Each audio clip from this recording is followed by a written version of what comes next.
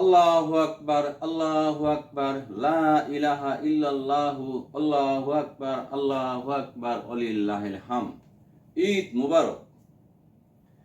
পবিত্র ঈদুল ফিতর আজকের দিন সবাই বাড়িতে গেছে ছুটিতে।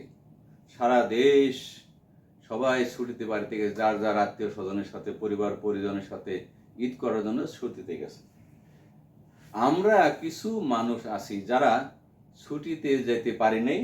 একটা কারণে সেটা হলো যে টেলিকম সেক্টরে যারা কাজ করে তারা বুঝবেন যে 1 মিনিটের বা একটা সেকেন্ডের দাম কত।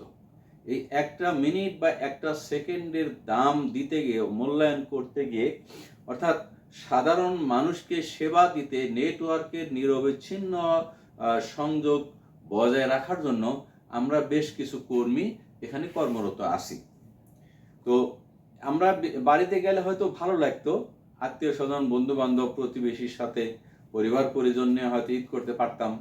কিন্তু পরক্ষণে যদি আপনি চিন্তা করেন যে বৃহত্তর একটা জাতিকে সেবা দেওয়ার জন্য আপনার যে একটা ক্ষুদ্র থেকে ক্ষুদ্রতম অবদান, এটিকে আপনি অস্বীকার করতে পারবেন না, এবং আমরাও তাই করছি।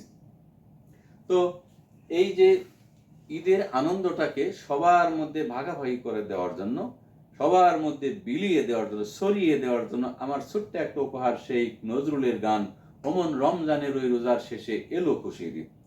গানের সুরটা ঠিক আছে, কিন্তু কথাগুলো আমার নিজস্ব।